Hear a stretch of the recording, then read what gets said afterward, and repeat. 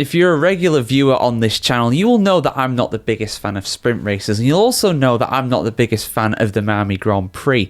However, the sprint race for this weekend's Miami Grand Prix was absolute chaos.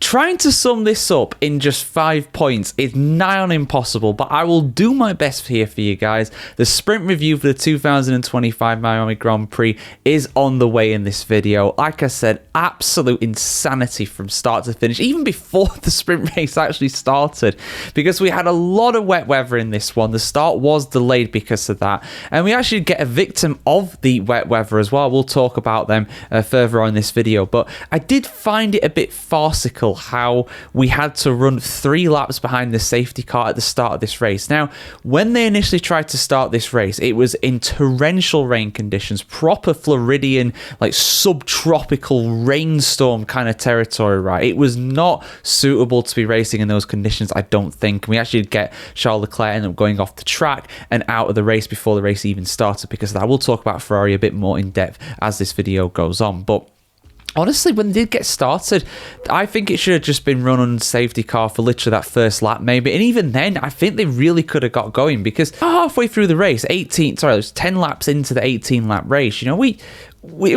was dry. The guys were, going back into the pits for dry weather tires. So it clearly was not that unsafe. You know, they were on the intermediates from the start of the race. So for me, it should have been run immediately from the start. It should not have just been under the safety car for 3 laps. And again, you might say, well, 3 laps isn't that long. And yeah, normally I'd agree with you, but you know, this isn't a Grand Prix. This is a sprint. There are only 18 laps in total in this race, and that's a 1/6 of the race distance. So I think it was quite farcical and quite pathetic from Formula One, to be honest, to be like, no, we need to go under the safety car. It's not safe.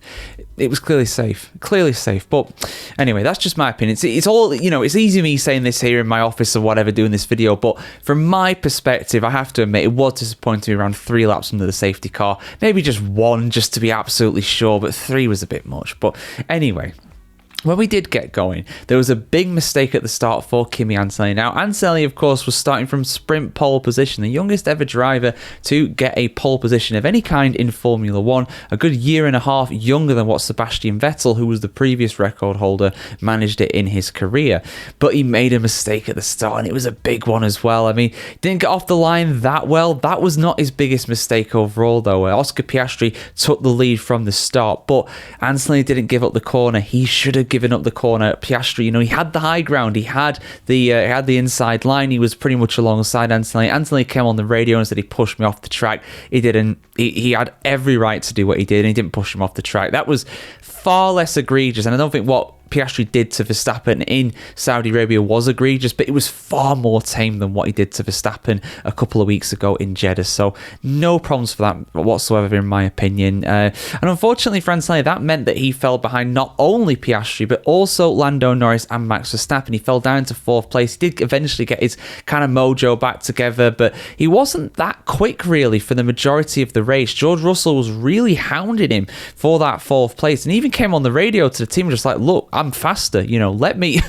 pass. But Mercedes did not do that. But possibly the most crucial point of the race, really, for Antonelli, was the pit stops. Oh, we've got to talk about the pit stops. 10 laps into the race, the cars were coming in, you know, the dry weather was here, and they wanted to get rid of the intermediate tyres. It was clearly faster to be on the dry tyres at that point. Tsunoda switched earlier on, Hamilton switched early on. It was really working out for both of them. Max Verstappen came into the pits and changed his tyres, and his team actually released him. But unfortunately, they released him into the path of Kimi Antonelli, and because of that, because of the Red Bull and the Mercedes pit boxes being next to each other, of course, 3rd and 4th place in the championship in the constructors last season, Antonelli missed the pit box because of that. And unfortunately, Max Verstappen, and you know that, you know, something's clearly wrong and that it's obvious that something's gone wrong here. When Max Verstappen isn't even sticking up for his team, he's like, guys, what the hell? What did you do?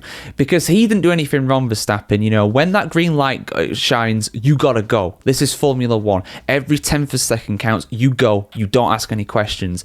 But it was very evident and obvious they shouldn't have released him at that point. And yeah, Max Verstappen damaged his front wing. That wasn't the real problem. We didn't have too much green flag running after that. Again, I'll explain why shortly. But yeah, Antonelli unfortunately missed the pit box because of that. And it seemed like it ruined his race, really. But somehow, because of the plethora, the absolute incredible amount of penalties at the end of this race, which I'm going to do a separate video going in depth to about all those penalties. There are like 4 or 5 of them, I think, in total. It just absolutely, the order changed around so much. But despite that, somehow Antonelli, who I think finished actually about 10th on the track, ends up classifying in P7. So he gets a couple of points after all that. Verstappen did get a 10-second penalty for the pit lane incident, and rightfully so in my opinion, because it was a safety car finish. That meant he plummeted down the order. He was pretty much back of the field effectively, despite finishing 4th overall on the road, I believe, at the time. So yeah, incredible. But let's talk about the winner of the race. Oscar Piastri looked like he was going to do so for the longest time. He was looking rapid. He was clear of Lando Norris. But in the end, through the pit stops, through all the chaos, Lando Norris got ahead of him. And he kept that lead until the end. But yeah, Lando Norris, that is a big win. That is a huge... I said he needed to get a win in Miami. I didn't think he'd win the sprint race, but he did. And yeah, we'll see how he gets on tomorrow in the qualifying. I'm recording this actually after the qualifying, so do check out the review for that if you haven't already. It'll be out depending on the platform either soon after or around the same time as what this review of the sprint is. But yeah, huge win for Lando Norris in the sprint race. Only 1 point gain, but I think that's a real big psychological kind of advantage he's got now around this track, because of course we go racing on Sunday for the big one.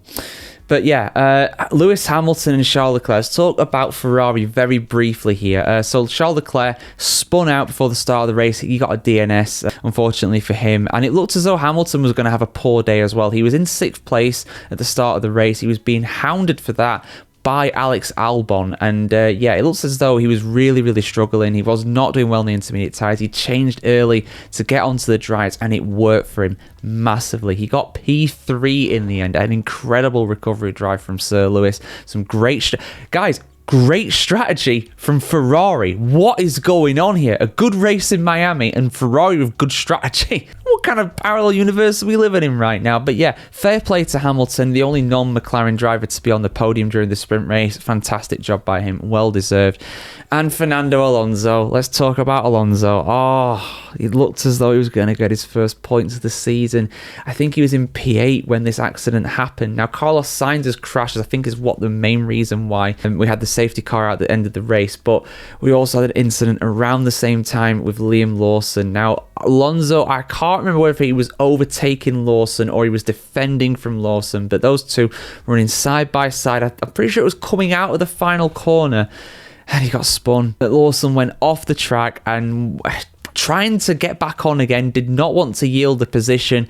He spun Alonso out. Alonso into the wall, out of the race. Lawson continued. It looked as though he might get some points for P7, but he got a penalty eventually for that 5-second penalty, which I think is actually quite light, to be honest, but he will argue he was off the track and had every right to try and defend from there. But yeah, no points for Alonso, still on nil points, as is in fact at Liam Lawson. Still no points for him either yet in Formula 1 in 2025. But yeah, absolutely crazy stuff. I've not even talked about half the penalties. Alex Albon got a penalty too. Behrman got a penalty. Absolute chaos, like I said. I'll just very quickly mention the actual top 8, the points paying positions, because depending on when you looked at this may have changed. This has changed a lot since they actually threw the checkered flag. So Lando Norris in P1, Piastri P2, Hamilton in 3rd, George Russell in 4th, Lance Stroll again picking up points, getting that Canadian bacon for Aston Martin. What is going on in this season, man? He was in 5th. Yuki Tsunoda pit lane to 6th. Fair play, man. 7th place, Antonelli, after all that chaos. Pierre Gasly in the Alpine getting a point, a big point for Alpine in 8th. Nico Hülkenberg, 9th. So close to a point for Sauber. That would have been huge for them, but they didn't quite manage it in the end. But yeah, absolute insanity. I'll be doing a review of qualifying. I'll be going over the penalties as well. Man, Miami. You know what? I'm glad it's signed on until 2041. That's totally warranted now after this race. It's a world-class circuit. No, it's not really. Even bad tracks can make good races, and hopefully we'll see another good one tomorrow, but we'll see what happens there, guys. Like, share, comment, subscribe if you want to see more like this, and have a fantastic day wherever you are in the world today, and catch the highlights of this race if you can as well. I don't know how they've summarized it into 8 minutes. They've done it quicker than I managed in this video, so well done to the F1 video editors for that.